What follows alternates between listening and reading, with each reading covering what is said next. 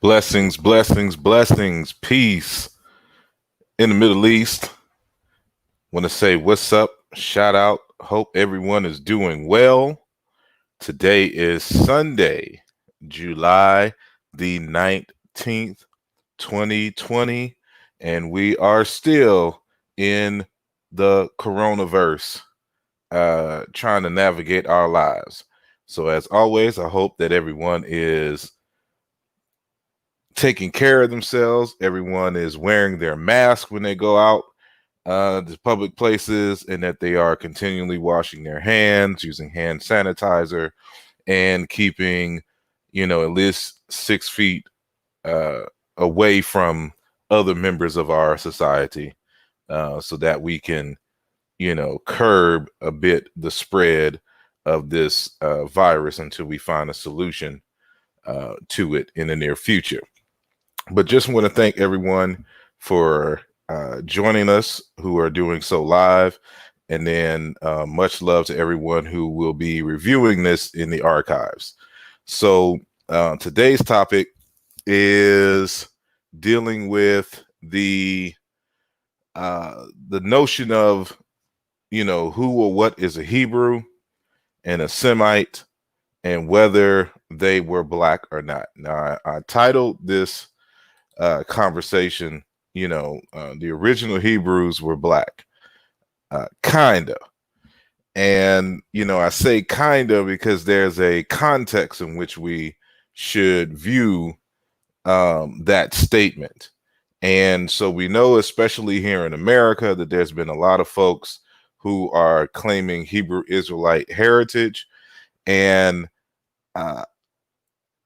as a former Hebrew Israelite from my early teen years into adulthood, and until this day and age, as someone in their now in their 40s, I've been studying this for a while. And so, it's one of those situations where when you abandon something, you don't necessarily throw the baby out with the bathwater. And so, as I have matured and developed, proper research methodologies and skills, that I've been able to kind of hone in and get better clarity on this subject. So this is something that I've actually spoken on for a number of years, and even did so, kind of previously on some things. And so because my comments were kind of in different contexts throughout those years and months, and they were fragmented, people are kind of misconstruing the arguments and really don't have a grasp on my position. And so, so I'm just dedicating this. So this will be a couple of slides from some previous conversations that we've had, in the past. So some of this comes to head in especially in this recent book, Aluja Volume 2, into Religion and Philosophy, and more so in the second half of the book where I'm discussing and I'm, have published a rebuttal to, Dr. Wesley Muhammad's book, Ra is Allah, Why Asarimhotep is Wrong. And so the second half of this book is dedicated to that conversation that we've been having for a number of years. We meaning Dr. Wesley Muhammad and I in print. And so so a lot of this stuff is more contextualized in that text. But some stuff is added in this conversation, especially the visuals that are not in this text. So, if you have this video and that text, you'll kind of get a more holistic picture of what it is. So, our good brother Garfield had a show today, and this was partially the topic. So, and my name was brought up, and one of my older videos were brought up in the conversation. So with that said, I won't waste too much of your time, but as always, I like to show love to those who are viewing live and make themselves known in the chat. So, peace and blessings to, Ariel, if I'm pronouncing that correctly. Everything is everything. Verdex 2022. Robert Rand, Brother Mathis, Nesu Biti Amenhotep, Sister Tamika, Too Smooth 71, EJG, aka Shango, the Brothers UK, Black Lion Supreme, OG Gorilla in the building, Ymir Drills, David Shaw, what's up, good brother? H-Town in the building, Lisa Attaway, LB, Can't Get Right. Everyone has these unique names. Black Lion Supreme, I said his name, Jaleel Henry, Lil Sister, Andre Thomas. And so if I missed someone, I did not mean to in the YouTube chat. And peace to Omari James and LaCarol Jackson, who have made themselves known in the Facebook chat. So peace of Brother Chavez, H-Town again, Muskogee, I'm glad you were here as well. And Lionel Joseph, peace unto you.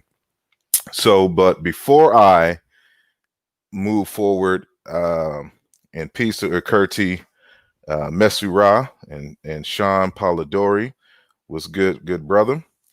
And so what I'm just going to mention, and so I know I've mentioned this, prior, but we finally got a date, and we're going to have this conversation on tomorrow. So if you have some time tomorrow to catch us live, join me at 1 p.m. Eastern time. That's 12 Central, as I interview Dr. Abdul Karim Bangura. This brother is a very powerful brother and researcher. He has 3 master's degrees and he has 5 PhDs. He's out of Sierra Leone, and he has published, I think, 66, probably 68 books at present. And, I want y'all to get to know this brother and the works that he has put in. So, his PhDs are in computer science, linguistics, political science, economics, and mathematics. So, he has a wide disciplinary range, and indeed, this is a brother you want to get to know about. So we have him tomorrow. So join us tomorrow at 1 p.m. Eastern time. So if you go on my timeline, or not my timeline, but my page, the page for this channel, you should see the schedule thing. So set your reminder. And those of you who are new to my channel, please subscribe. And hit the bell so that when you when I start a new show or whatnot, and or schedule a new show, you'll be the first ones to know what is going on, and can adjust your time appropriately. So Piece of Spider 879 and Bantu Mandinka, thank you for joining. And Monteith Supreme Built Bullies Mallory, I told you we got some dynamic names, on these social media streets. And so it is a blessing. I thank you all for joining me. So without further ado, I'm going to share my screen and we are going to get busy. And I am King Sosa is in the building. Peace and thank you for joining. So I'm gonna wait till I see all on the other social medias. Excuse me. If the share button is, I might go full screen a little later, but so yeah, so we're gonna get it in. So the Hebrews are black, kinda, and so it depends on which Hebrews you're talking about. And so, there's some who are confused at my position, on this particular subject. But again, I hope that, this brings a little clarity to everyone. So as I mentioned before, there is a lot of this, is expanded upon in terms of the greater context in Aluja Volume 2, China into Religion and Philosophy, in the second half of the book. So you can go to my website right now at asarimhotep. It's on sale there. It's going to be cheaper there than it is on Amazon. And if you want to support the channel, here's my Cash App. And, we'll continue to keep bringing you some live information and some live guests. So here's a previous book that I published, Nesubiti, King and Ancient Egyptian, also found on my website. But I want to start off the conversation as I normally do in a particular type of context. So who you're seeing on the screen is Jean-Claude Mboli, who is a linguist out of the Central African Republic. And he published this book that you see on the left-hand side in French, translated simply as The Origin of African Languages. And in this, he builds on Theophilo Benga's argument from his 1993 work, in which he proposed that there was a language family for which the ancient Egyptian and other Black African languages that were previously in other categories, they all belong to one family called Negro Egyptian. And so within that context, Jean-Claude Mboli analyzes that essential argument and starts from scratch and builds and confirms the presence of this language family called Negro Egyptian. Now, what's interesting about this particular argument here is that, under Joseph Greenberg, who in 1963 wrote a text, kind of finalizing in a lot of people's minds the categorization of African languages into 4 phyla. And that is, the labels for those are Khoisan, Niger Congo, Nilo-Saharan, and Afro-Asiatic.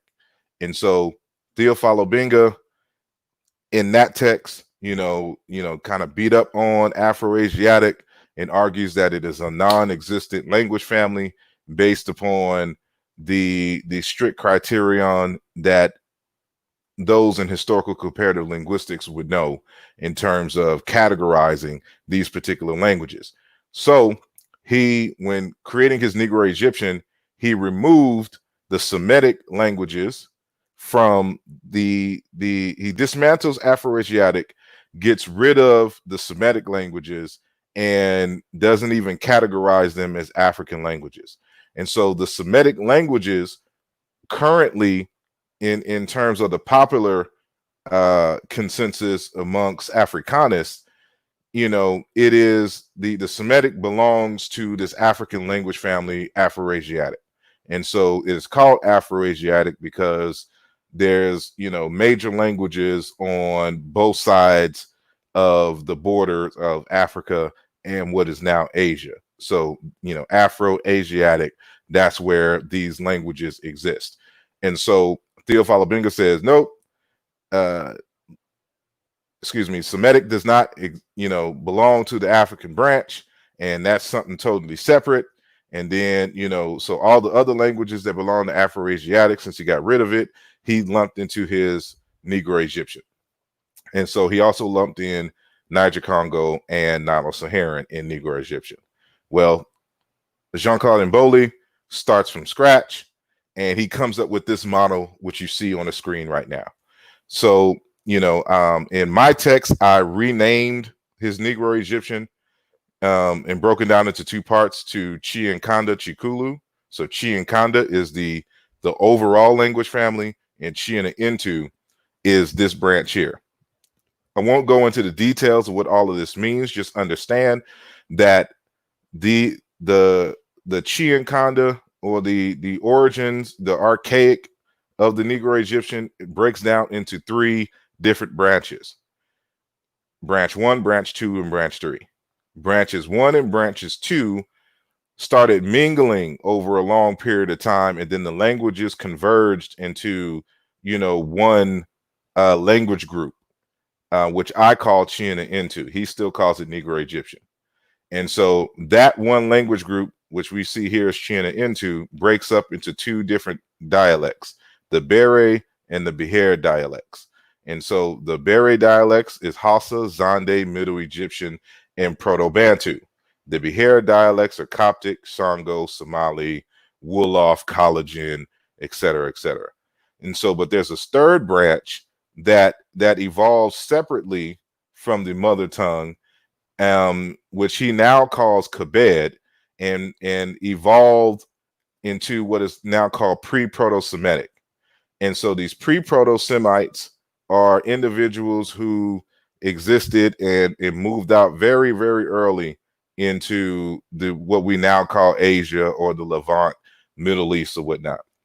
And then later on, a wave of Beher dialects and Bere dialects, specifically Proto-Bantu, merges and interacts with the pre-Proto-Semitic, and then you get Proto-Semitic. And so Proto-Semitic originates in the Levant area. So this is what, why you find the Semitic languages clusters with the African more so than it does with any of the so-called Asiatic languages, like Indo-European or Altaic, or, Caucasian language, et cetera, et cetera. So, this is, if you're trying to understand my perspective, you got to understand this background. So this is, saying the model in terms of the spread of these Negro Egyptian languages, according to Jean-Claude Mboli. And, here's a deeper breakdown. Those who have the book and see my other, lectures, I discussed that more so in detail later. But, here's my rendition of the Bere branch. And I note that the Bere branch, a branch of that breaks off, and comes out of the Nile Valley and becomes the Sumerians. And this is going to be very important because the model in which Jean-Claude Mboli, myself, and a few others suggest is that there were a number of African people in more relatively recent history in terms of evolutionary time. So remember, Homo sapiens sapiens, evolved into that, cluster of hominid, 200,000 years ago. So when we're talking about, more recent history, even 6,000 to 7,000 years ago seems long ago for us. In human evolutionary time, that is very short. So, we're talking in that type of period. So It is between 50 to 75,000 that the first human beings left Africa and went to populate, saying the world.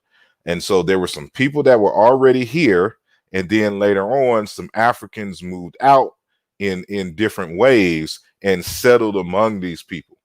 And so this is what we'll be getting into a little bit more today. And so here's another linguist based on some linguistic evidence who argues essentially the same thing. And so Jean-Claude Mboli and G.J.K. Campbell Dunn argue, for example, that the Indo-European languages are the result of, African speakers leaving the continent in more recent times.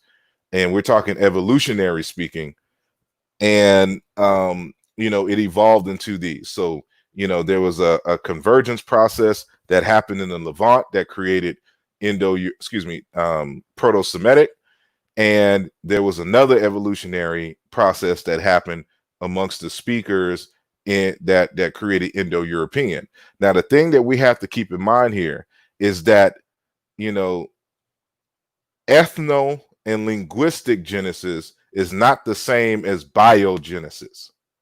And so while these languages emerge and these Africans, travel into these areas where these languages were, born, and I'm speaking of Semitic and Indo-European, doesn't mean that these were light-skinned or white folks who came out of Africa into these areas. And so that's what, we'll get into, saying something deeper tonight. So we're going to be essentially answering two questions. And the first one is, who is the Shemites, the Semites, and then who are the Hebrews? And so when I say that the Hebrews are black, and then I follow it with kinda, there's a reason for this. And so and you'll see me in other videos say that the Hebrews are not black. And it seems like a contradiction, but it is not, because the Hebrews exist beyond what the biblical narrative is. If we're talking about the biblical Hebrews are not what we would consider black today. But even that is problematic, because we're kind of iffy on that. And this conversation is going to bring forth the contradictions and the shortcomings of our non-scientific labeling of groups. And so what people got to understand, and matter of fact, I'm going to reduce this window. I'm going to unshare that screen, and I'm going to reshare my screen and click on and share this image here. And so let me wait and see if y'all are able to see this this image here. And so this is just from Wikipedia. This is a genealogy of Shem. So the idea of a Semite originates from the biblical mythology and narrative dealing with the three sons of Noah. So Noah has three sons, Shem, Japheth, and Ham. And there's different genealogies that are brought about by these mythological characters. But the word Shem, as I noted in the previous conversation dealing with our good brother Nick Cannon, is simply a word for name. And so the whole mythology, to some extent, lets you know, when you actually break down the names, what are important for the development of civilization. But that's another topic at another time and another breakdown. But why I'm showing this is to show where the concept of a Hebrew comes from. And so if you look at this chart here, you have Shem, you have Elam, and so like the Elamites, the Ashur, a farsax, a farskad, lud, aram, and then as we see in the center, this person begat Shelah, and Shelah begat Eber. Eber is where you get the word Hebrew from. So notice something here. You have Eber and you have Habaru. Aper is very different variations of this term here. Matter of fact, this is where you get the word Habel and the word where you get the word Abel from. It's just a dialectical variation of that.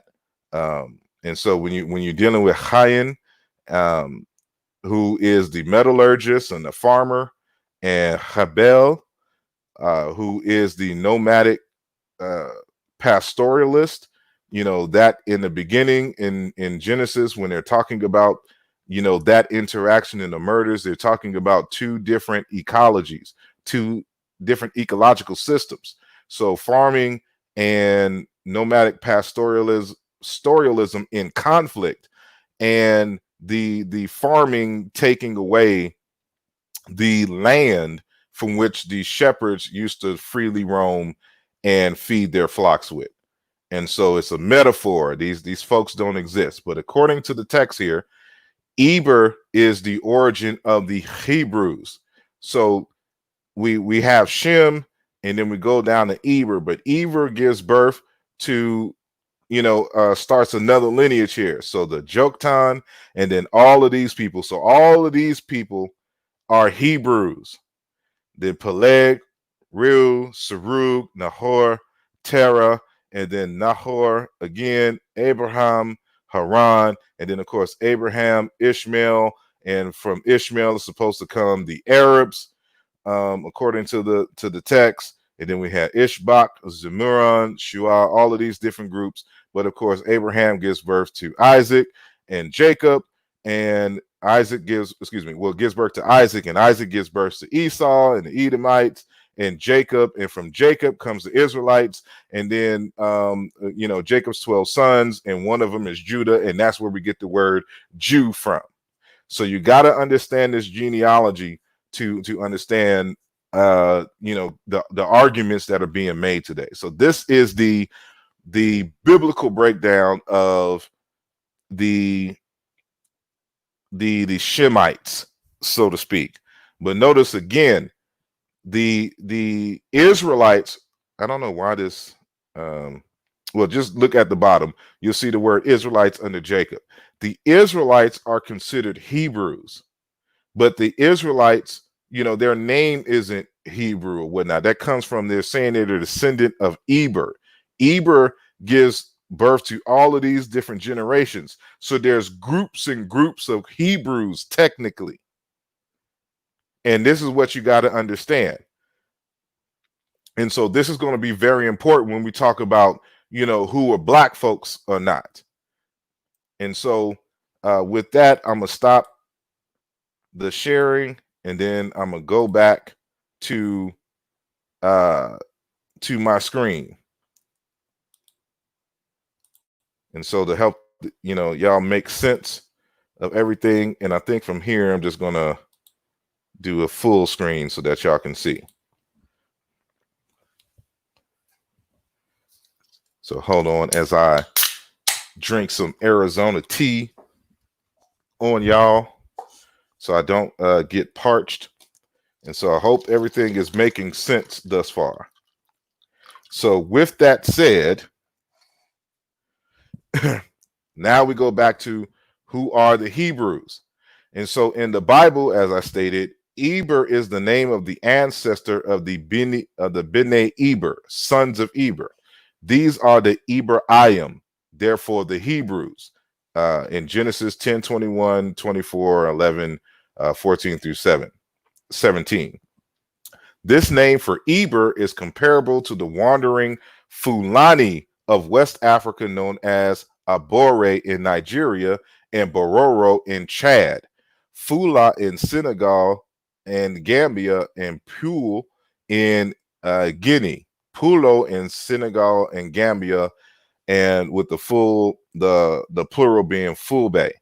you'll notice that in each one of these representations that they have the same philological structure. That is a bilabial plosive, either voiced or unvoiced, the voice being the B as in boy, and the unvoiced being P as in Paul, or this would be considered a labial dental, the F, which comes from the P sound, PH actually, an aspirated PH. So the evolution of Fula or Fulani or Fulbe, in other words, all of these are the same group of individuals.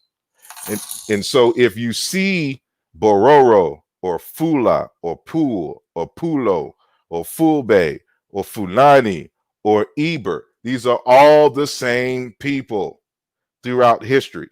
And we'll get into that a little later. And so you'll see that this word here is used to mean, kind of those who pass by and those who wander. So in the Hebrew language, you have the word abar, which means to cross over, trespass, to pass on. Abor, in Sufa, wind whistling by. Boro in the tree language means to trespass or passerby, an alien, therefore a European. So we call, so if how should I say, if you go to Ghana and somebody calls you a Boroni, they're calling you an alien or a trespasser, somebody who's just coming by. And so most people think that it means white person because it's normally associated with Europeans, but it has a more simpler, connotation. In the Yoruba language, well, I skipped one. A Perborofo in Bachama means to exceed. Afara in Yoruba means bridge. Baibara, Ramu across the nose. Rebridge, Efiburu in the Yoruba. These words, again, remember the chart that I showed you earlier. These are all related type languages. And so, the Semitic has a relationship with the African languages in a different type of way. And so I won't get into the details of, of that, because this is not too much a linguistic argument here. But, so we note here, for example, to reaffirm that this is the meaning of the word Hebrew.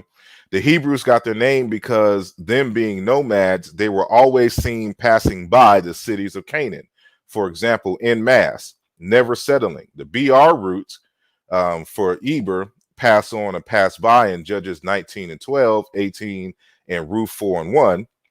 We go to Judges real quick. We say, we shall not turn aside into a city of strangers who are not part of the Beni, Yisrael. No, we will abar until Gibeah, meaning we will pass on by until we get to Gibeah. So this is a name ultimately that, was the name of nomadic pastoralists in ancient times. And these nomadic pastoralists used to just pass through North Africa and the Middle East, going back and forth. And so some of those individuals would settle and or cause war, kidnap, and intermingle with the local populations wherever they would go. And so we'll discuss that more in detail. So this is why it gets a little bit confusing when we're talking about this term here. So I continue. Again, like some of these are just from my notes from earlier, discussions. And so for 4 millennium, the BR, the Ibrahim, have been in and out of Africa as far as the Western Savannah, Hebrew Safela. Your Fulani, which ni is a suffix denoting ethnic group or people, are descendants of the Beni Eber. The Pula are the relics of the Aparu. That's the name that they were called amongst the ancient Egyptians. We have to remember that the Fulani phenotype is atypical of West Africa. and why researchers ultimately give an East African origin for them. The quote-unquote Hebrews were everywhere in ancient times. Dr. G.J.K. Campbell Dunn, who I showed you a picture of earlier, dealing with Niger-Congo and Indo-European, has even discussed the Fulani in Minoa in ancient times in this book, who were the Minoans, an African answer. And so, you know, all of this has to be kept in context. So even in the Egyptian language, you have this term. And so you have Haparu, the Asiatic people, so-called. And, you know, there's a root apu or apwa, passing, the striding, the same thing that you see in Eber. The Aparu and Asiatic people, and these are just different hieroglyphs for the same, you know, name. And then we have this here that's allegedly the word for Yisrael, which is another debate, which won't happen here. So there's a root P that, you know, has to deal with movement. And so these are just different words in the Egyptian language that have that same root. And you can kind of see how these terms are, you know, used in these related languages. So happy. So when, like, we just talked about a movie, the Happy movie, which premiered this Saturday at 7 p.m. Or excuse me, this past Saturday at 7 p.m. There's going to be another showing on August the 8th. So y'all keep that in mind. So August the 8th, which is a Saturday, they're going to be re-showing the film. But Happy is the variant of this word right here at the top, Happy. And Happy is the name for the river Nile. And it is so because of the way that the water flows. They're talking about the flow of the water. And so api, traverse a waterway, pass by, or to fly. Apu, occurrence, passing, happening, traversing. Haper, provide, equip, a man with a vessel, acquire, incur, injury. Apar, experienced. Aparu, sailors, workmen. Because sailors and workmen, you know, they used to travel to do work. They didn't settle in a certain spot to do a job. So remember, back in the day, you would farm for a little bit, and then, you know, the other part of the year you would go and do some other type of work. So people used to travel and do work. So especially sailors and temporary workmen, you know. And so we have a different variation: fari, deliver, draw. Fari, start something, bring, and harvest. You see that all these words that I'm showing here have to deal with motion and travel. And so it is from this same root that even in the Hebrew language that the very word Hebrew emerges. And what's going to really upset some folks is that the same root that gives birth to the word Hebrew may also give birth to the word Africa. And that's another discussion. So whether you say that you're a Hebrew or not, or whether you're an African, it may be the same thing. And so even the word Berber is from the same root. So the Berbers are quote unquote Hebrews. And so we have to look at this from the particular perspective.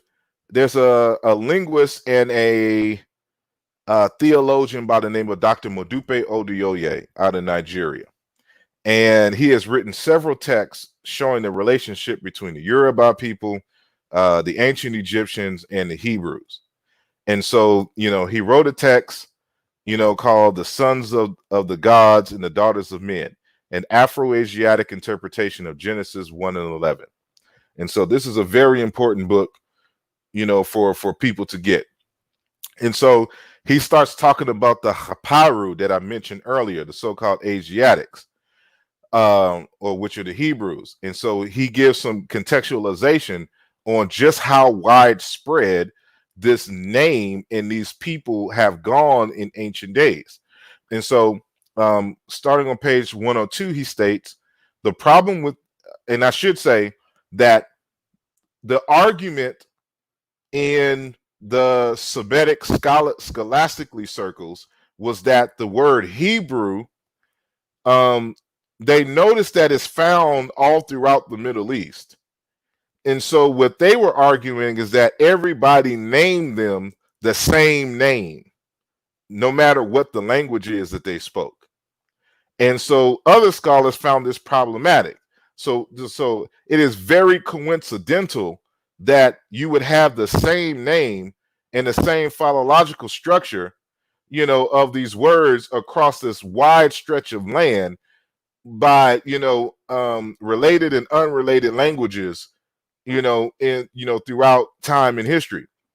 So, this caused a debate in the scholastic circles, or just who these people were. Was this just a label to denote them as, just wandering tribes, or was this an actual ethnic name that spread, throughout history? So Oduyoye is of the opinion that this is in fact the actual ethnic name, and that, all these different people are still holding on to this ancient ethnic name that originates with these folks who started this nomadic pastoral life.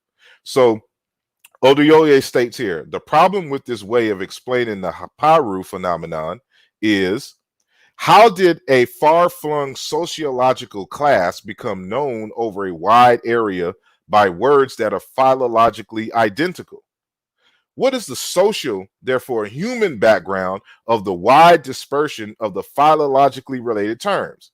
And how does a tribe, for example, Israel, emerge from the non-ethnic sociological class? A study of sedentarization among the Fulani nomads of West Africa shows how nomads attack settlements and take over power when opportunity offers.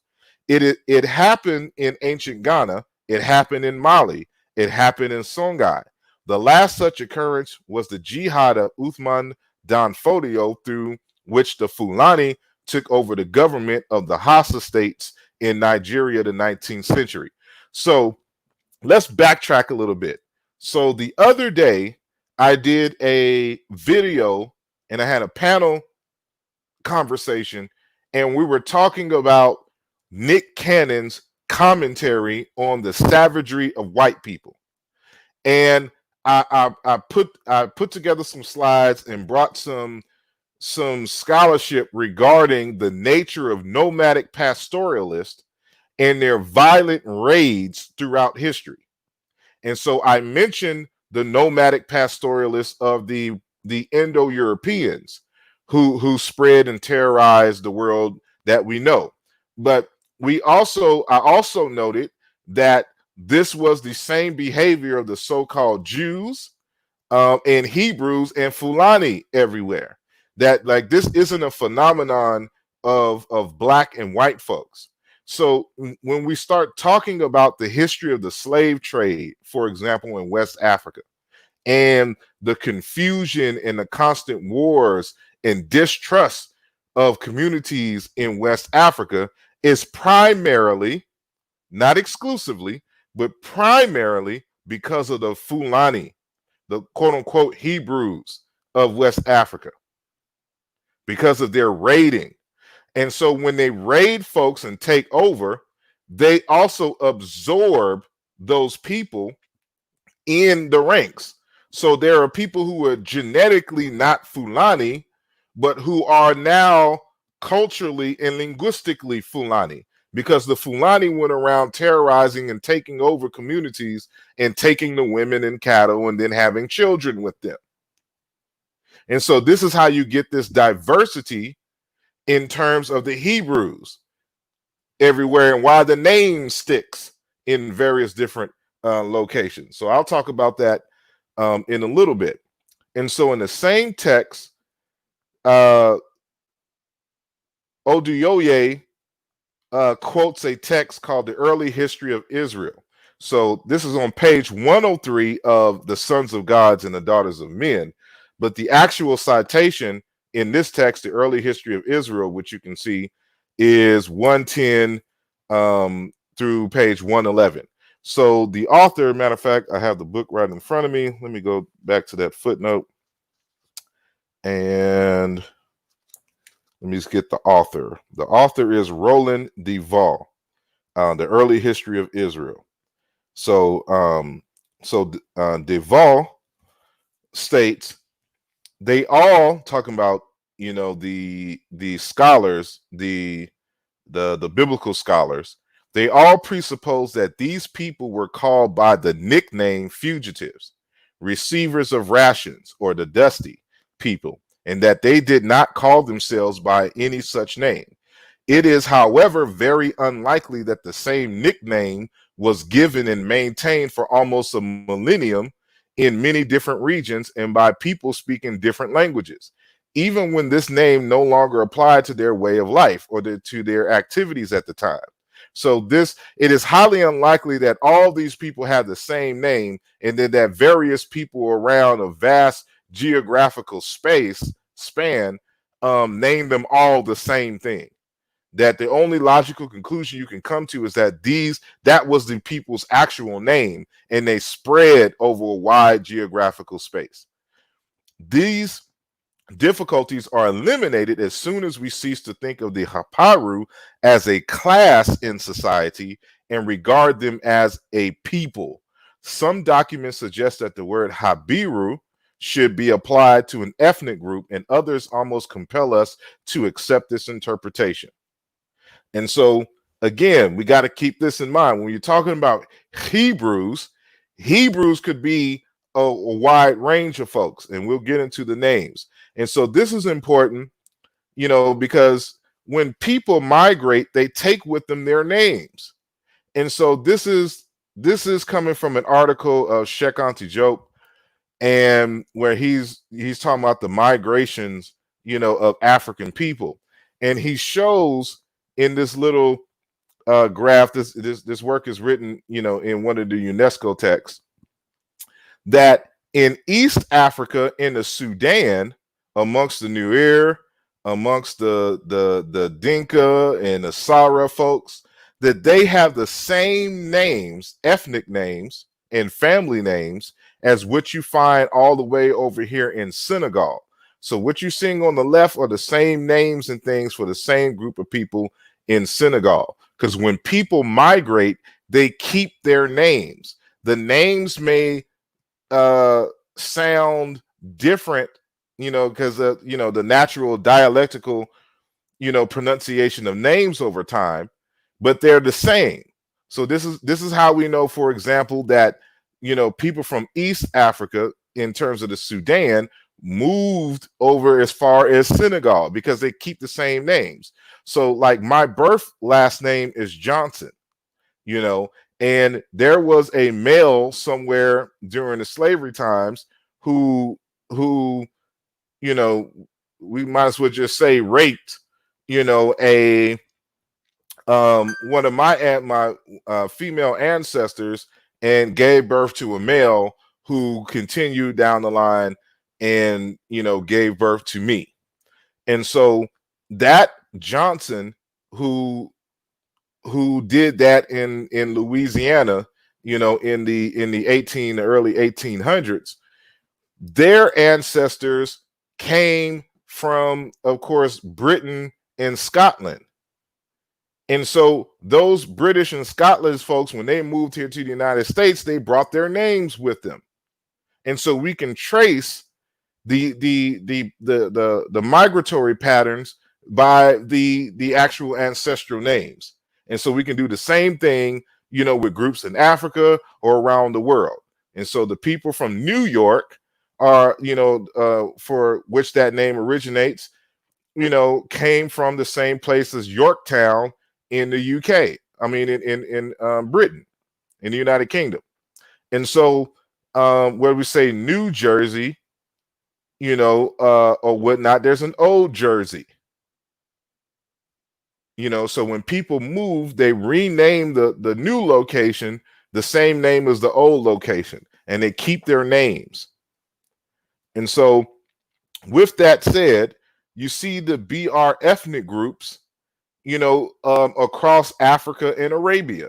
So we have Aparu in the ancient Egyptian, we have Pul and Pulo in West Africa, but Feleti in Arabia.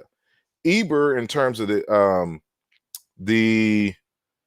uh, the Hebrews, so to speak, the biblical Hebrews, but you also have in the same area Bar and Barzet in Arabia. You have Fula, and then you have the Afar people. Then you have the Afri people who are in North Africa. This is where you get the word Afrika from. That's what I'm saying. If even you calling yourself an African, you're still calling yourself technically a Hebrew. This is a variation of the same word. Ephraim, Ephrasis, all of these are in Arabia. Gafar. These are the same people over time. But you'll notice when you start looking at these folks over the spread, their phenotypes are different because of the different interactions and absorptions over time. And so this is also from, Modupe Odeoye's text. And so he's showing the arrow, the migrations. So over here, there's the Hapiru, and then the Hyperium here, and then the Beri, the so-called Hebrews. This is the Levant area.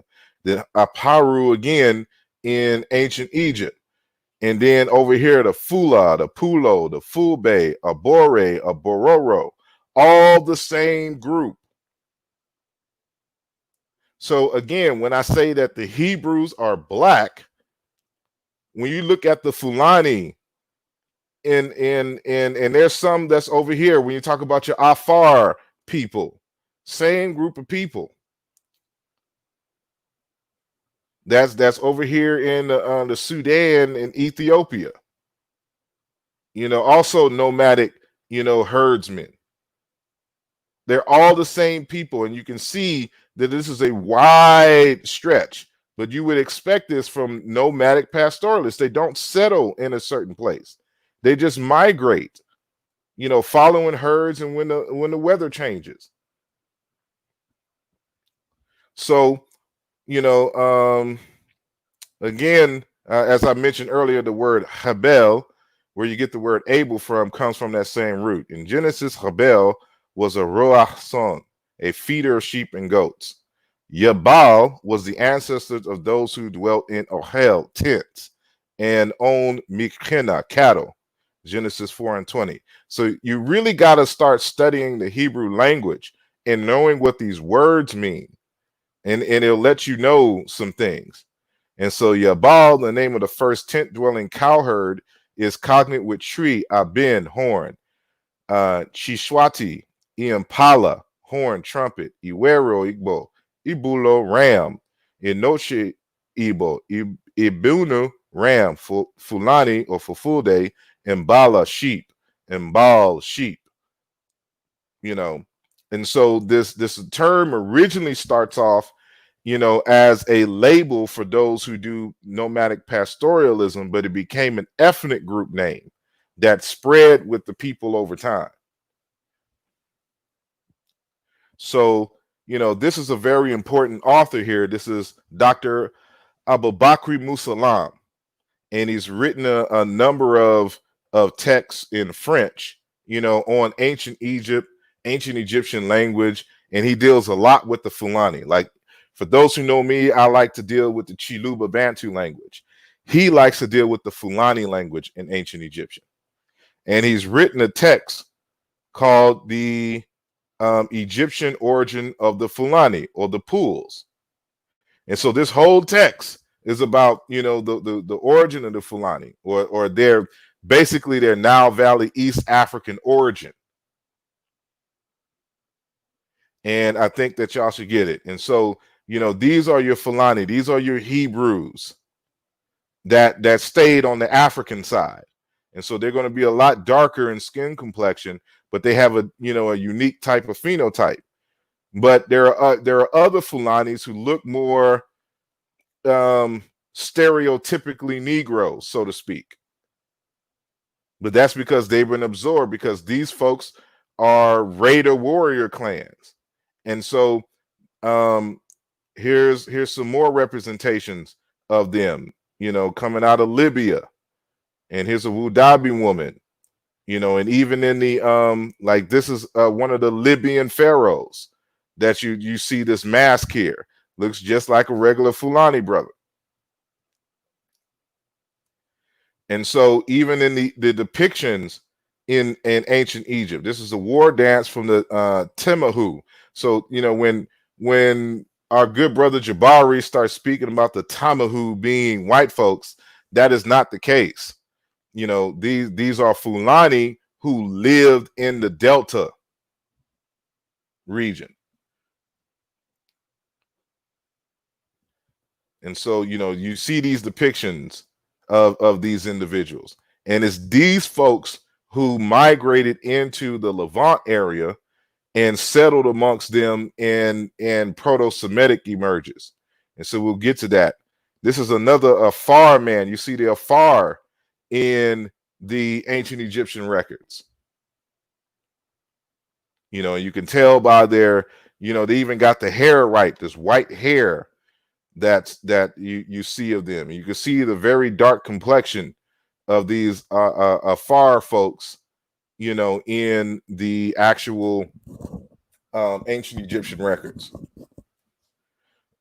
And so the in the Egyptian literature, you'll see the term Amu, and that is called Asiatics. And there was no Asia back then, but you know, the Asiatics, these folks were Amorites and Falahin. And so, you know, this is just another word for, you know, for Amorite, another Semitic speaking people. And of course, these Amorites are also named after animals, beasts, and cattle because of the particular lifestyle, but you know them as the Amorites. And, you know, the ancient Egyptians had a disdain for these nomadic pastoralists. And so the even in the Bible, they recognize this. So in Genesis 46:34, it says, all shepherds are an abomination to the Egyptians. Because for the Egyptians and just other people around the world, they were always invaders. They were always robbing, stealing, and capturing, enslaving folks. And so you got to understand this history amongst these nomadic pastoralists. And so I won't get into that one, but that's just another. And so, you know, we look at when you see a so-called Jew today, you know, you see a picture like this, but that's because, you know, of several different type of events. You know, a lot of folks who adopted Judaism, and you know, the Hebrews, you know, of the Canaanite branch, you know, moving into Europe and settling and intermarrying and having children amongst Europeans. But even some of those have, you know, so-called Proto-Indo-European roots who settled in the Levant. And so this is from an article I shared the other day called "Surprise Ashkenazi Jews Are Genetically European." The text says the origin of Ashkenazi Jews who come most recently from Europe has largely been shrouded in mystery. But a new study suggests that at least their maternal lineage may derive largely from Europe. Though the finding may seem intuitive, it contradicts the notion that European Jews mostly descend from people who left Israel and the Middle East around 2,000 years ago. Instead, a substantial proportion of the population originates from local Europeans who converted to Judaism. Said study co-author Martin Richards, an archaeogeneticist at the University of Huddersfield in England. And so, you know, you got to understand this mixing and mingling that is going on throughout history. And so, you know, to kind of better understand what's going on here, we gotta deal with these just Semitic speakers in general. Excuse me. Now, as I mentioned before, you know, you have the Shemites in the biblical narrative of who these people were, and then you have what we call a linguistic category that is Semitic. So, you know, in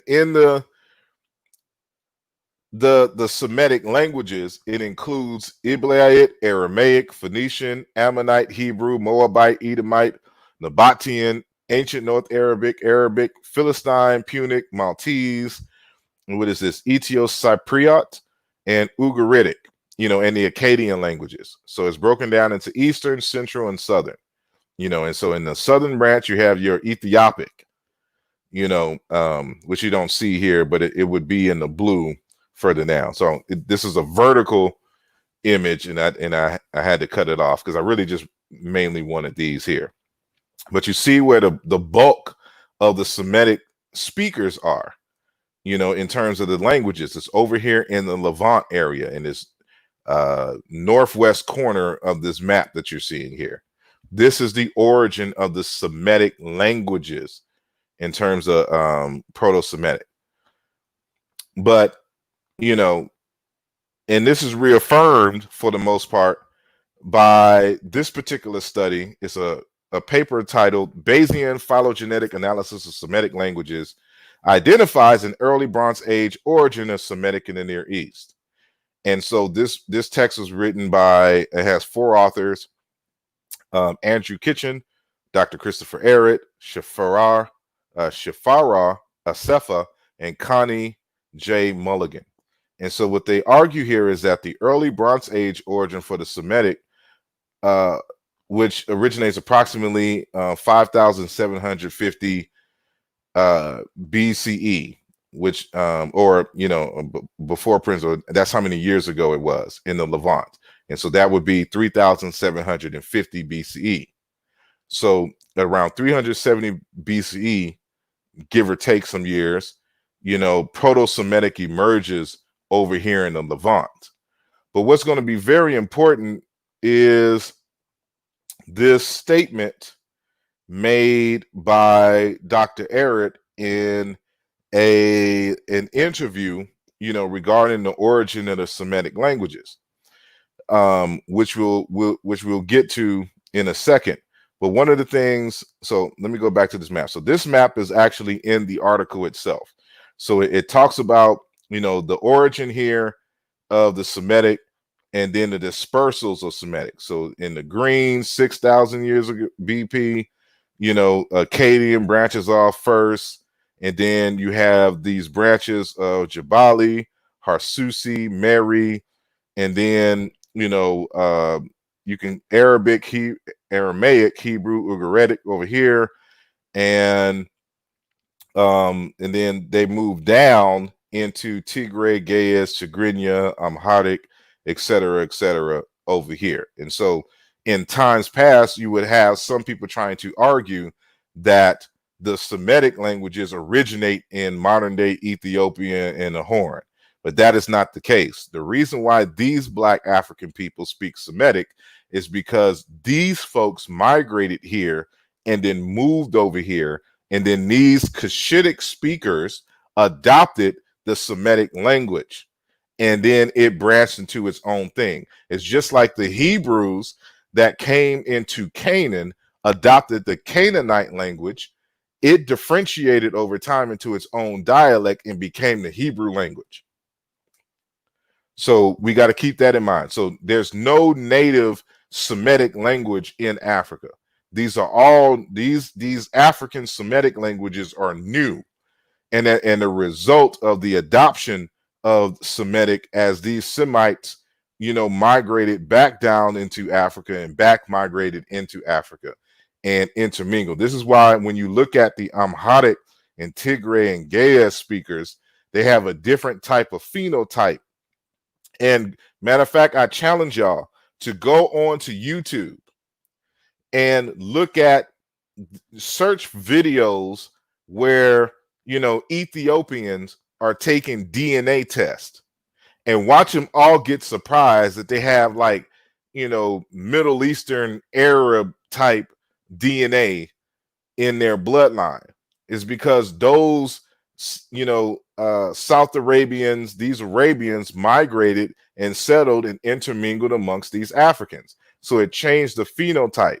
So those people weren't always light skinned with that curly hair. That's the intermixture of these Arabians who migrated and settled down here, and then these Africans moving back and forth, intermingling in this area here. So this is something that we have to keep in mind. So with that said, we got to go back a little bit further. So this is from National Geographic, and it's an article dealing with the out of Africa route. And so what's important about this is that, you know, some 50,000 years ago or so, between 50 and 30,000 years ago, you know, there was these small waves of African people who migrated out through southern Africa, in East Africa, through the southern part of what we now call the Middle East, and going into India, and from there into southern India, then migrating out to populate the rest of the world. But if you pay attention, hopefully my mouse, you know, circles around, that y'all can see my mouse circling. There's this little area over here in India, Gujarati, that has a little circle here. And this is important because this is a dispersal point. And so, you know, so Africans migrating out of Africa through Yemen, going into India, there's some differentiation, some genetic differentiation happens here. And we should, and I should let you know that the bright skinnedness of Europeans and Asians all originate here in like India, Pakistan, and things. Look at the genetics of those folks, and you'll see that these are the prototypes of your modern day Europeans and Chinese and all this other kind of stuff. They all come from, you know, these areas here. And so the differentiation in terms of the light skin happens, you know, in this area sometime between 6,000 and 12,000 years ago. But with that said, you see here that they migrate up now, going into what we call the Caucasus and the steppes. And then there's another branch that, you know, that branches off earlier that goes into places like Iran and Kuwait. And where do we have the Levant, and then people moving in this area back on, you know, North Africa. So when I say your Berbers and all of that, they all come from that same, you know, branch of folks. And so with this being said, this is why this statement from Christopher Ehret is so important to this conversation. Christopher Ehret, and here's the link, or at least the article, because I don't know if the link is still valid. But the title of the text, the interview is "World History Connected." Interview with WHC co-editor Tom Lacas LaChase. I don't know how you. I think that's LaChase or LaChase. I've never heard it, so yeah, just bear with me.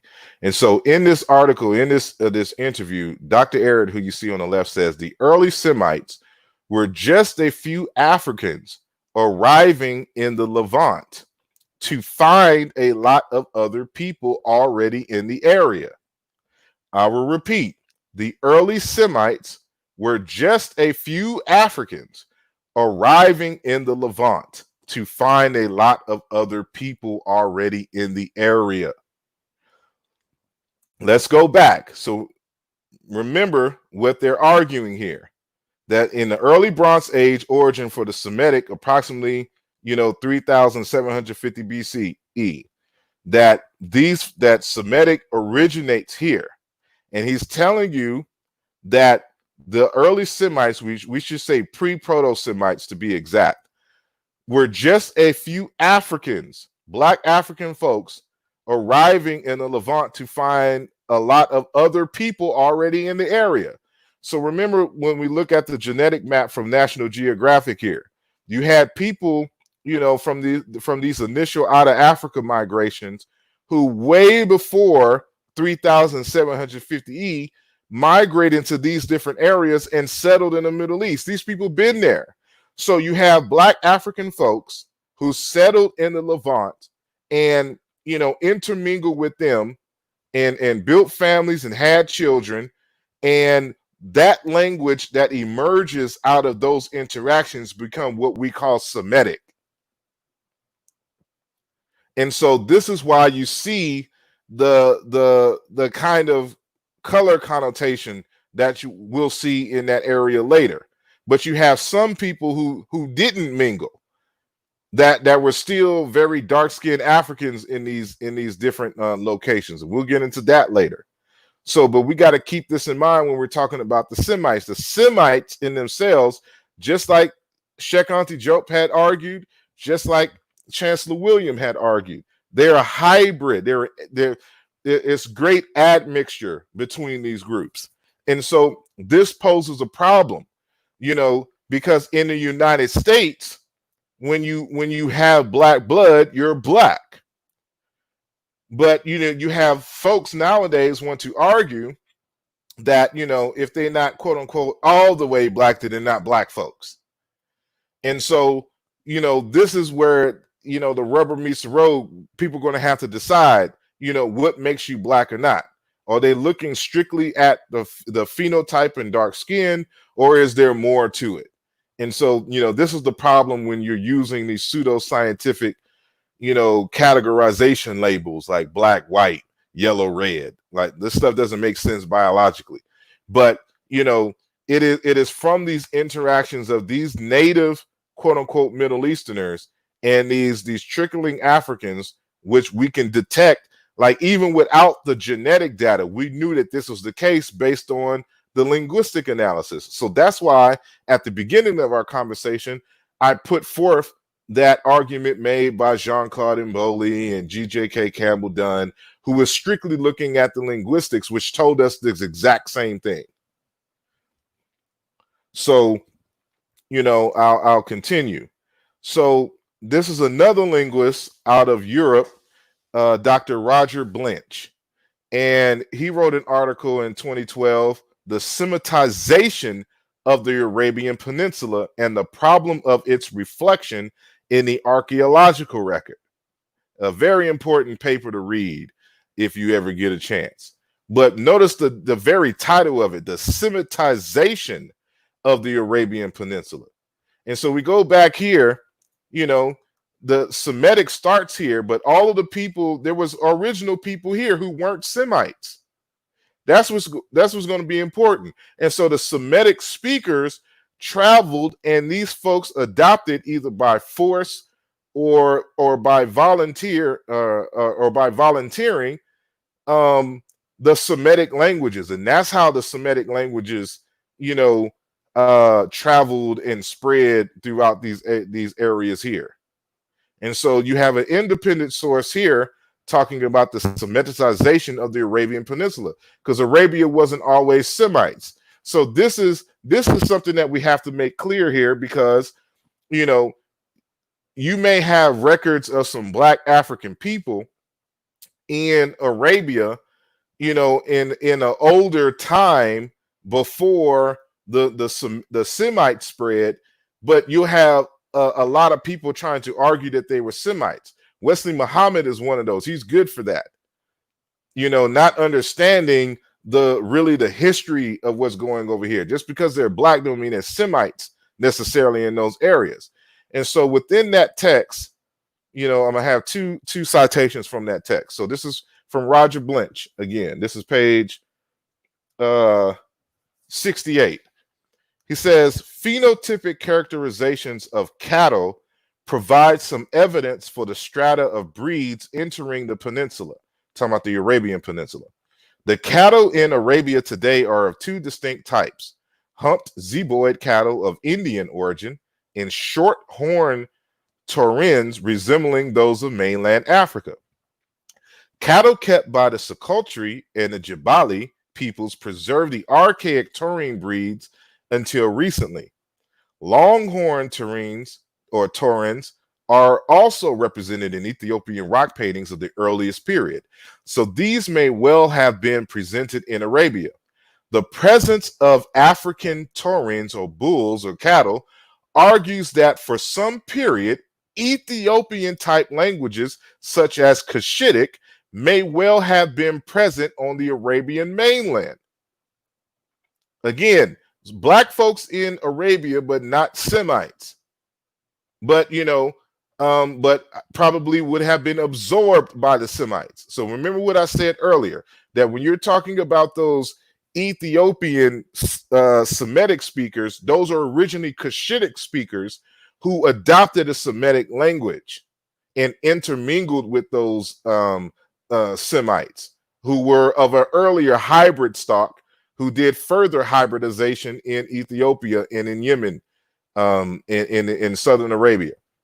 But this cannot be established for certain, because a further wave of Semitic herders must have overtaken the speakers of these languages and assimilated them. It would be interesting to correlate these movements with the various phases of rock art. For example, by the Bronze Age, 3rd to 2nd millennium BCE, painting shows herds of cattle associated with Wasum tribal markings.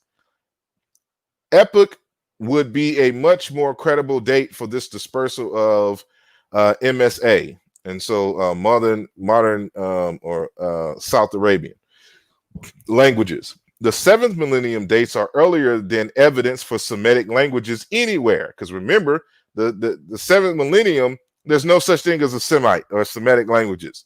And so because Semitic starts, no later than or no earlier than 4000 BCE. And so the 7th millennium dates are earlier than evidence for Semitic languages anywhere, and much earlier than we would expect for ancestors of relatively tightly focused groups, such as modern South Arabian. And I have this in bold. From this, we can say that it is highly unlikely that the first pastoralists to reach Arabia were Semitic speaking.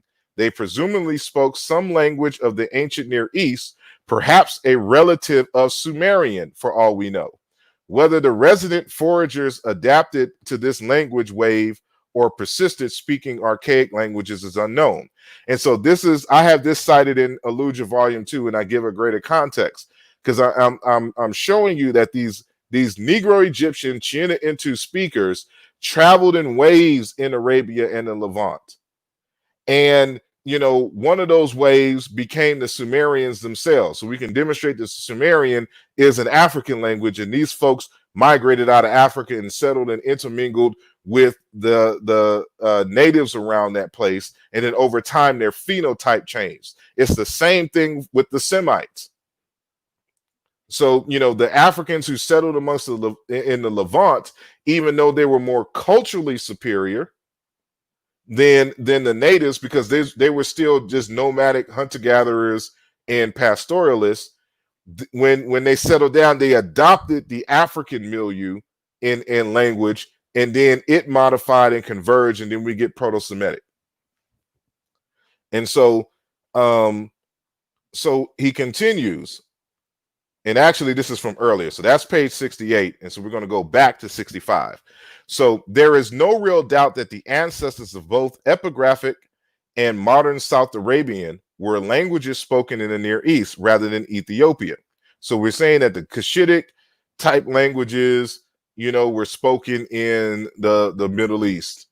And so that would coincide with the Beher languages of the Mboli model. And he talks about these waves of Beher and Bere languages. So, this is a whole lesson unto itself. But the date and process whereby the speakers of these languages migrated and diversified are unknown. Apart from inscriptions that can be read, some contain evidence for completely unknown languages coexisting with epigraphic South Arabian. Beeston cites an inscription from Marib, which begins in Sabaean, but then switches to an unknown language. He mentions several other texts that have similar morphology, for example, a final K suffix, and may represent an unknown non-Semitic language, or possibly a Nilo-Saharan language, such as Kunama, for which such a feature would be typical. So, we have evidence of Nilotic languages in Arabia, Bantu languages in Arabia, as evidenced by Sumerian, and then Cushitic languages in Arabia, all non-Semitic. Semitic is a result of a hybridization a creolization process that happened in the Levant. Hold on one sec. So we got to understand how this happens. So what we have here is in this slide. Hold on while I sip something real quick, and it ain't alcohol for those who are wondering. Although, I have nothing against alcohol for all you alcoholics, but what we have here, this is an early picture of me back in the day when I was attending this one of my first attendances of the Sheikh Anta Diop conference in Philadelphia. And in front of me are three ladies. Now, these three ladies, you look at them and you wouldn't necessarily assume that they are quote unquote black, but these are black women. They're from Canada. They traveled all the way from Canada to Philly to be a part of this conference. And so what happened in their area is the enslaved Africans who were brought to North America, and some of them who either were brought to or settled in Canada, lived around a bunch of Europeans and, of course, probably some Native Americans. Because they were outnumbered in Canada in the one area in which they lived, you can see that the descendants take on a different type of phenotype than a typical, Negro that you would see in the cotton fields of Alabama. But this is what happens when you come in small numbers and you intermix with a dominant group of a different type of phenotype. Now, of course, in this day and age, because of the concept of race being a new modern thing, they consider themselves Black African people. And we accept them as such. These are professors and scholars, of Africana studies, but we have a whole bunch of light-skinned and different phenotype folks here in the United States. Our phenotype is changing. So imagine, these Africans, those few Africans, as Christopher Ehret had mentioned, who settles in the Levant, where it's a bunch of people who back migrated from India. Then you have Indo-European speakers who have moved down and settled into the Levant as well. And now this other type of phenotype emerges. And so it's the same thing that you see here. Now, in the case of the Ethiopians, it was the opposite, because now you have, men and women who look like this in to some degree coming in Arabia, now settling and intermixing with those Cushitic speakers on the African side. So now their phenotype in the descendants is getting darker, even though the hair texture and the nose texture and all of that is being different. It gets darker on the African side.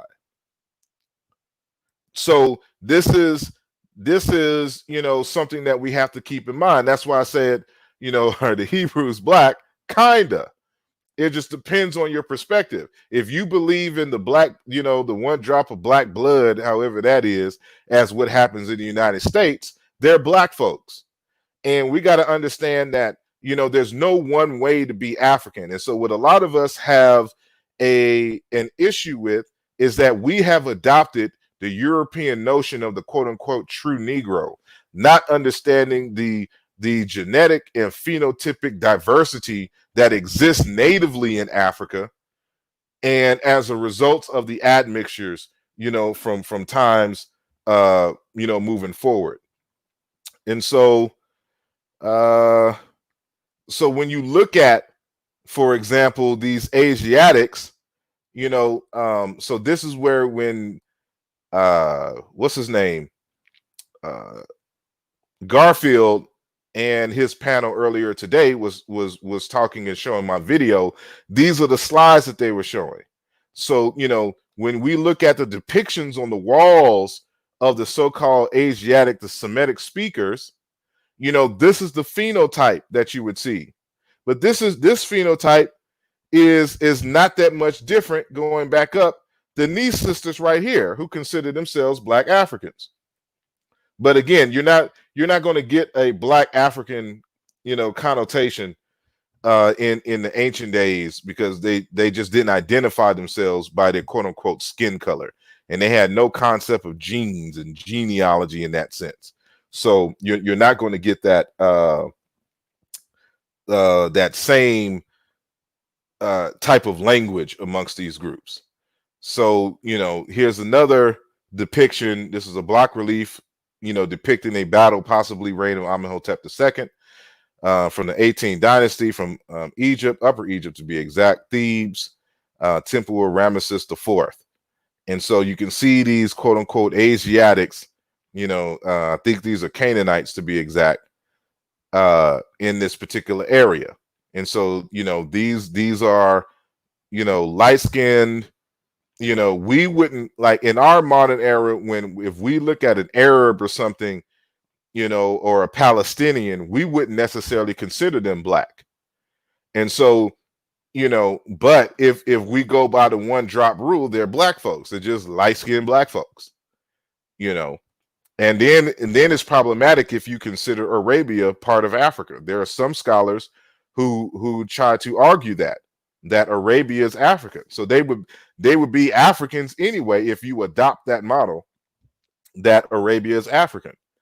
And so, another depiction of, the quote unquote Asiatic in, this is in the New Kingdom. And so when they're trying to argue that these Hebrews, these biblical Hebrews and Amorites and all of this other kind of stuff are, the same depiction as, like an Ashanti or something like that, or a Yoruba, that's not the case. By this time in history, before the biblical tradition, the people in this area look like this for the most part. And so here's some more. This is a picture, and you can see the Asiatics. You see they're depicted a lot darker than the Egyptians at the bottom here, at the top. And so this is a representation of what you see here in this corner, these four Asiatic women here. And so you can see that, they almost have like a, like how Mexicans kind of have that type of complexion. These are Syrian Amorite women. And we got to understand that Syrians, Assyrians, and all that, they at this time, there's a lot of Indo-European admixture even amongst them. And so, we wouldn't necessarily, here's some more of these, and here's the fringes, the so-called Canaanite and Hebrew fringes that exist. But this, when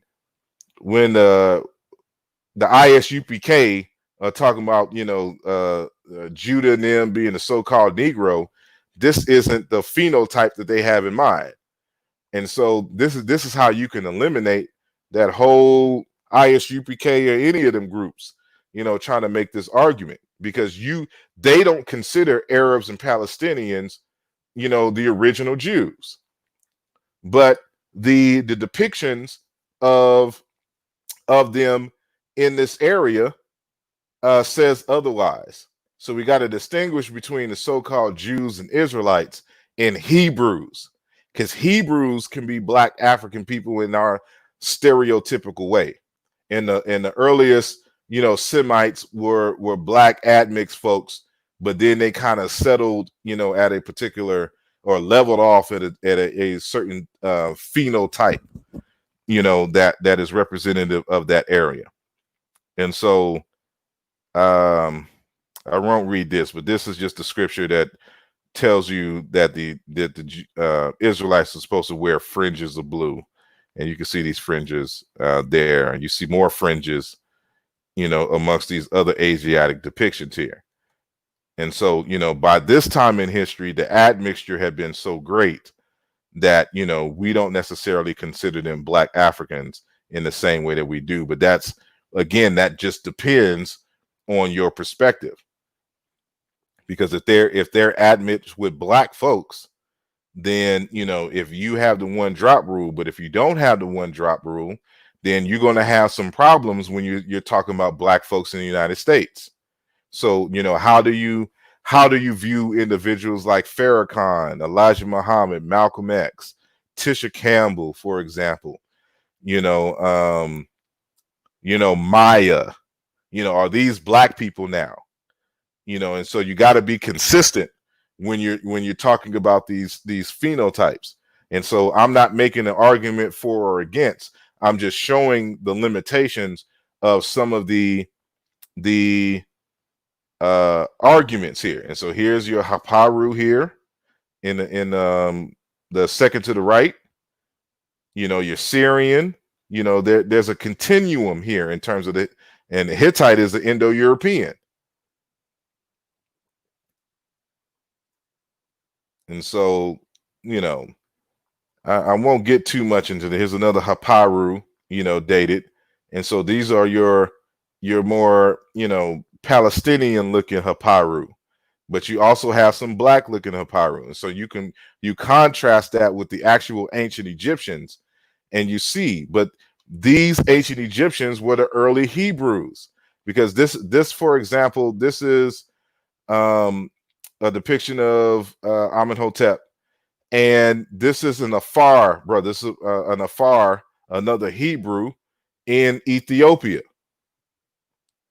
And so it's the same phenotype, but it's these groups that merged into the Levant, their ancestors, a branch of their ancestors, and the Fulani's ancestors, who split out of the Green Sahara and trying to look for water and stuff, who migrated into the Levant, are the ones that intermingle with those people that were already there, according to Christopher Ehret, and became the people of the Levant, the proto-Semites and Semitic speakers.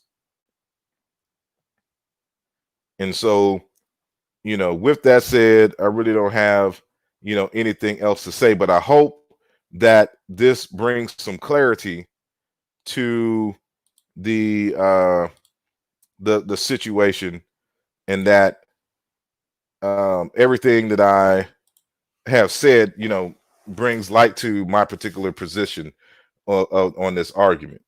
So, how well I did. That was an hour and a half, basically in an hour. And so I haven't been able to check your comments in the comment section. So I'm going to just kind of scroll up.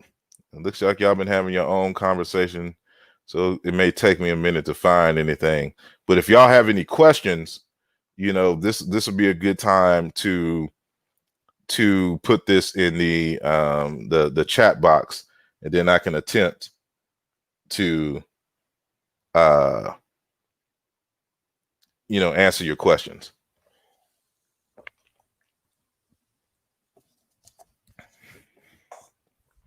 So let me see.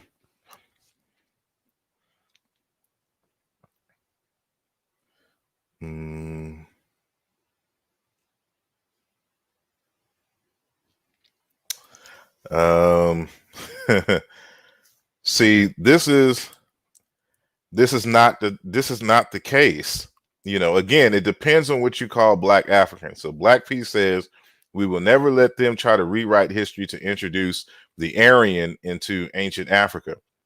That is always the goal.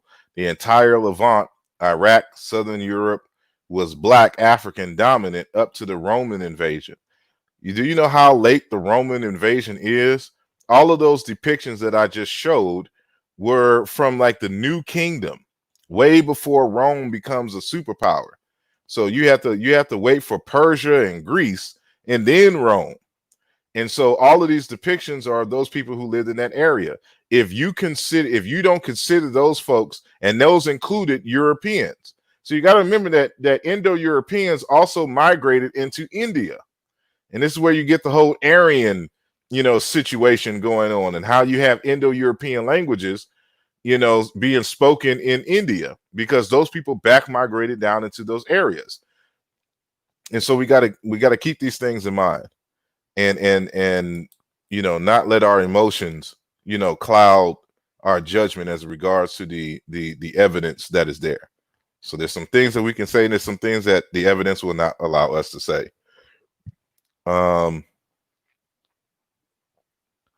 Let's see. Let me see. How would you interpret? Robert Hickory III asks, how would you interpret the Cain and Abel story, given that Cain was the farmer who murdered the Abel, the herdsman? You have two versions of the story. The first one comes out of Egypt. So you have the herdsman being the god Set, and then you have the farmer being represented by the god Osiris. And you see in that story there was also a murder of brothers. So they are brothers.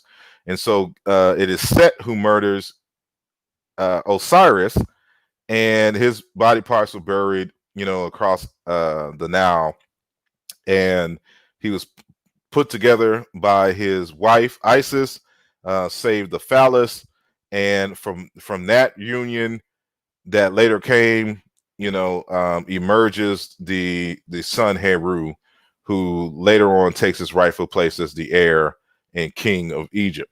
But it is the reverse in the biblical text. So you have the farmer killing Abel, the pastoralist. And so what they're trying to tell you is, ultimately, this is a story about the conflict of land rights and land usage. And so before farming was a thing, everyone for the most part used to roam. They were either hunter-gatherers, or they were some folks picked up pastoralism. And then farming, and and even in small scales, these other subsistence strategies took hold, and now people are laying claim to land. So now the people who are still holding on to nomadic pastoralism, when they're migrating and their cattle are going around eating the vegetation, if they go over the land that is a farming community and eat up all the crops, this starts conflict. And that's what they're saying here. So with these representations, all these are just mythologies. Like, Cain and Abel are gods, and it's the same thing as Osiris and Set. They're gods, just personifications of particular vocations, ecologies, principles in nature, various different things. And so for the Egyptians, who were primarily farmers, when they think about the pastoralists, remember that biblical verse that I read from the Bible, which talks about, for the Egyptians, the herdman is an abomination. And this is one of the reasons why they disliked the quote unquote Hebrews, because we have to go back to that conversation that I was having in the previous video, where I was talking about nomadic pastoralism and the cultures that emerged from them, and how they were going around the world invading and raiding people. And so it doesn't matter the color. These were black folks. These were, your so-called olive oil skin folks, in the Middle East. These were white folks in Europe. These were your yellow folks in, China, and, the Mongol empires and things. Everywhere where these groups adopted nomadic pastoralism and herding and shepherding, they took on this culture of raiding and pillaging and raping and stealing women. And so this is why there was a conflict. So what they're saying ultimately here is that, for the Egyptians, the pastoralists are trying to kill our lifestyle. of farming. And for the pastoralists, who are the Hebrews, for them, it's the farming that is killing our lifestyle. And this is the way that they chose to creatively tell this story and let the individual groups know who their enemies are and why. And so they're ultimately asking the question, who has the right to land? And who can say who can grow or do what in any land and territories? So you have one group that wants to continue to be free and just roam the earth and do as they please. And then you have another group that says we're tired of walking and running. We want to settle down and master the land. And so that's the conflict. And those conflicts still go on to this very day. So hold on. Let me see. The Bible is not historical, so the Hebrews could not have been hated by the Egyptians. Actually, they were. As a matter of fact, I'll prove it to you. Let's do this. Let me share my screen again, because I skipped over this because I didn't want to read y'all to death. So we'll do this. So let me go back down. Okay, so those Amorites and Asiatics or whatnot, this is from the inscription of Mary Kara. And this is during the first intermediate period between 2130 BCE and 2040 BCE in the 10th Egyptian dynasty. This is what they talk about in terms of the Asiatic. He says, "Lo, the miserable Asiatic. He is wretched because of the place he is in, short of water, bare of wood. Its paths are many and painful. Because of mountains, he does not dwell in one place. Food propels his legs. He fights since the time of Horus, not conquering nor being conquered, like a thief who darts about a group." He's talking about these nomadic pastoralist groups. And so they call him the miserable Asiatic. He is wretched. He is of low status because of the place he is in, where there's short of water, bare of wood. If you recall, I talk about, if you look for my video that says the title, it has in the title what Nick Cannon should have said. I talk about how the emergence of these nomadic pastoral groups, they all emerge from these zones that are desolate, that don't have resources. And because they are desolate and don't have resources like steeps, mountain ranges, deserts, frozen tundras, etc., those who exist and roam and live, they have a different mentality. They have a warrior type mentality. They're not the kind to build structures or to think about philosophy in great detail. They don't grow crops. They hunt. And so, you know, when you understand that this is the culture and the situation from which the Indo-Europeans emerged, you understand better this notion of the culture of honor that comes out of this, and their raids everywhere. So the Egyptians are telling you right here about these Hebrews and Apiru and Amu. Lo, the miserable Asiatic. He is wretched because of the place he is in, short of water, bare of wood. Its paths are many and painful because of mountains. He does not dwell in one place. They don't settle. Food propels his legs, meaning they're always hungry. They're always looking for food. He fights since the time of Horus. That means they've been fighting and warring since forever.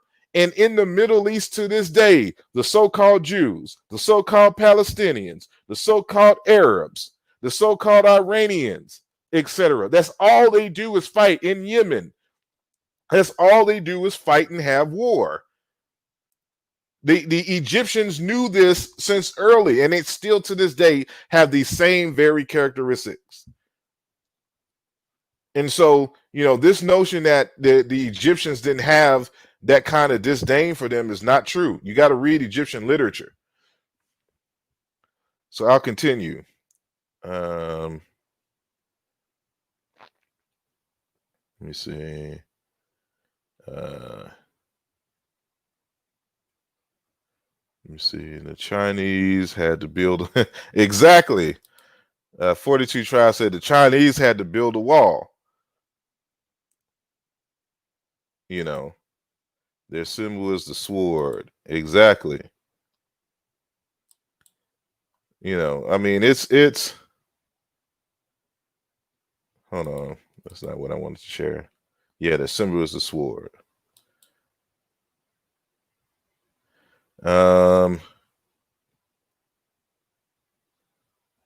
So he says you are. I don't know if he's talking to me or somebody in the chat. You are folding your concepts into an already formed white supremacist scholarship. If that's your belief, go ahead with it. The start and the finish is that the nomadic Messiahs from the Rift Valley area probably gave birth to Semitic culture. Yeah, I'm tough wherever around. Yeah, y'all going off in some different areas. And so I see this as a sensitive topic, you know, saying for most. But I hope, you know, and I don't want to be too long. I don't want this to be a 3 or 4 hour, you know, saying video. So if there is no questions, you know, I'll wait a second to see if there's any more worthwhile comments. And then if so, I will try my best to ask. I'm trying to scroll up and look and see if there's anything. The main thing to address is where the Israelites branch of the Hebrew lineage. Let me see. The main thing to address is where the Israelites branch of the Hebrew lineage black. Black folks want to hold on to the black Israelites because they're the chosen people. And so again, if you believe that, you know, the admix of people are still black folks, then they're black to you. But if you don't consider the people who are, you know, that look like Palestinians and Arabs today as black folks, and they're not black folks. And so the Hebrews would look like your Palestinians and Arabs of today. So they would not look like, you know, your Hebrew Israelite with their, you know, you know, Power Ranger suits, you know, trying to convert people in Manhattan, in New York. Those, they did not look like that. And so again, we have depictions of them in the ancient Egyptian records, and so they tell us who they are. And so let me see. For the Chicha says, remember, whitish Berber speaking language that clusters with African languages.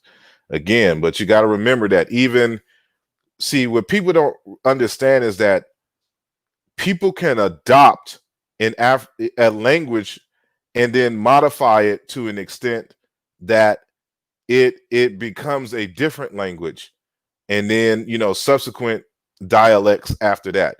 So when we think about the Germanic languages, there's another group of languages that are non-Indo-European. Those Germanic tribes were people of non-Indo-European language stock who adopted an Indo-European language, and then it modified a bit, and this is what became German.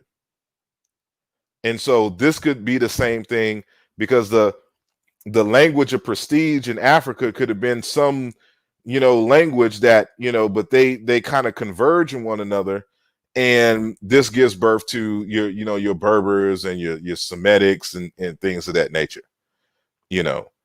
And so, you know, you can't, this is why you have to be careful, and why I said at the beginning that, you know, ethnogenesis is not the same thing as biogenesis, and it's the same thing in linguistics. So languages can be adopted, like you know, African Americans are primarily West Central and Southeast African, you know, but we have a lot of, you know, Indo-European admixture, but, you know, on average, you know, 10 to 15%, you know, unless you're one of these, new folks relatively in our history who intermix with white people and have, half and half or whatnot. But, our language is Indo-European, but our genetics is African. And so, just different events in history, shows us time and time again that you should never equate the two. And so you got to look at other factors, because it's not hard for any other group to just adopt a language and be genetically different than the original speakers of that language. But now linguistically, they all speak related languages. So we got to be careful there.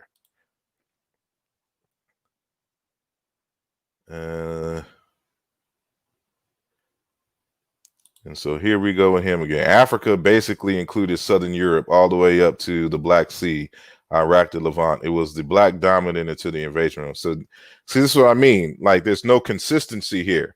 So if you consider, Europe, Southern Europe part of Africa, and the Middle East and Asia as Africa, then everybody's African. There's no point in having this conversation. And since all human beings come from Africa anyway, it seems silly at this point to try to differentiate along those lines. You differentiate by language and culture and customs, worldview and stuff to that nature. And so you run into problems, and you get into pseudoscience when you start looking at lookership and just phenotypes. Let me see. I'm just scrolling up randomly.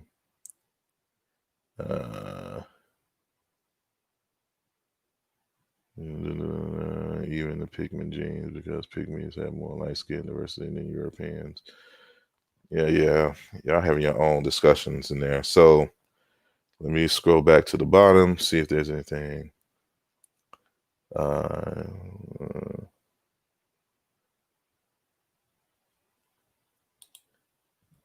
When did the word Semite appear in the records?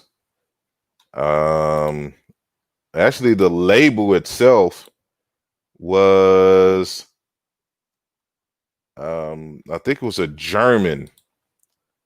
It was a German school of researchers that used the word Semite. But again, the word Semite is the word Shem. The word is just a dialectical variation. So a Shibboleth dialect, diversity. And so, the word Shem first emerges as the word for name and the people in the Bible itself. Let me see. Thank you. I am King Sosa. 42 Charles says, what native population outside of Africa is more related to Africans than Palestinians whose language family clusters with Africans?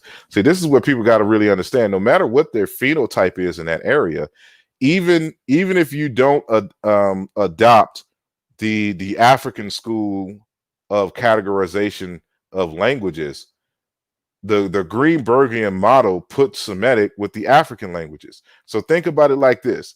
Look at the phenotypes of your Chadic speakers, like your Hassas in Nigeria, or your Cushitic speakers and Omadic speakers, and your Somalis, and your who else? Because the next one is, of course, the ancient Egyptians. We saw what the ancient Egyptians look like, and in the early Berbers. And so the Berbers weren't always light skinned like that either. That's a result of Asiatic migrations into North Africa a very, very long time ago. And so when you look at the majority of the speakers who so-called speak Afro-Asiatic, and then you hop over and look at the Semites who have a different type of phenotype, that the diversity in that the quote-unquote Afro-Asiatic, if it did exist, originates in Africa, because you only have this one branch. There's no native branches of Chadic. There's no native branches of Berber or Nomadic that exist in the quote-unquote Middle East. All those languages, so you can tell that the Black Africans are the ones who migrated out and settled, and these lighter skinned folks intermingled and adopted these African languages. It clusters with Africa. And so that's problematic for a lot of folks. And so people got to, get these old school labels that Europeans have created, out of their minds, and look at this from a scholarly worldview. And so everybody's trying to use the Bible as a history book, and it is not a history book. You got to rely on some science here. What is it saying? One thought: Adam in Hebrew, red clay earth, copper color. Adam could mean copper color people, aka black people. Maybe the Anglo be the Bible angels. I don't know what she's saying over there. Let me see.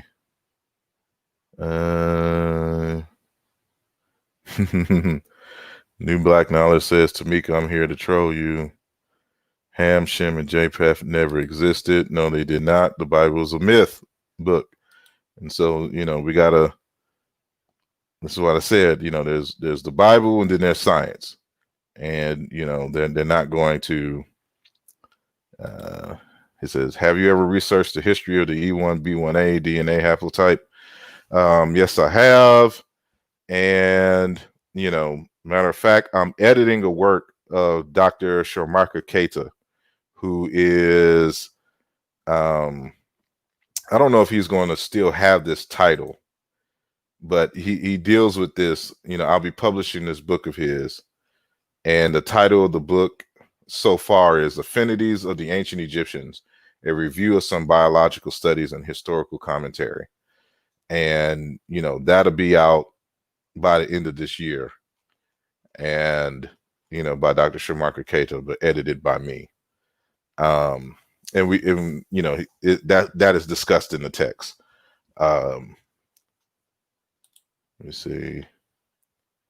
And again, when you talk about haplogroups and languages, there's no correlation. The Berbers got as far as Bulgaria before they migrated and tried to establish themselves in Libya and North Africa. Okay. Let me see. Folks act like the Bible got codes. Yeah, I mean, we're going to have to, just realize that there's people who just don't want to let the Bible go. And they feel that, they're the chosen people, and that, it has some truths in it. And the moment you try to use the Bible as a historical book and not understand that it's a mythological tale from beginning to end that uses some real life. It's just like any movie that you watch that, has real life places and sometimes may use real life events to inspire to tell a narrative. But you couldn't, just because, in the Transformers movie, for example, that the Transformers went to the moon and they had, JFK in the film and the whole dark side of the moon, and when all that broke, doesn't mean that as it went down in the movie that there was actually Transformers who settled here on the dark side of the moon and they was looking for the all spark and all this other kind of craziness. It's a myth. It's a film. And so it's the same thing when you're talking about the Bible. And so, I hate to confuse, the people more, but, it is what it is. The biblical Hebrews is black, depending on, if you consider that deep admixture of those folks to be black, if you had the one black or the one drop rule. And then for others, they're not going to be blacks, but Semites, but there are Hebrews that still exist today who are stereotypically black. And so, we just got to leave it at that. Will Dr. Keita's book be available on my website? It will be available on my website, and it will be available on his website, as well as Amazon and things. So I'm also building his website as we speak. So do I believe there was a great flood? Maybe in that area, no worldwide flood.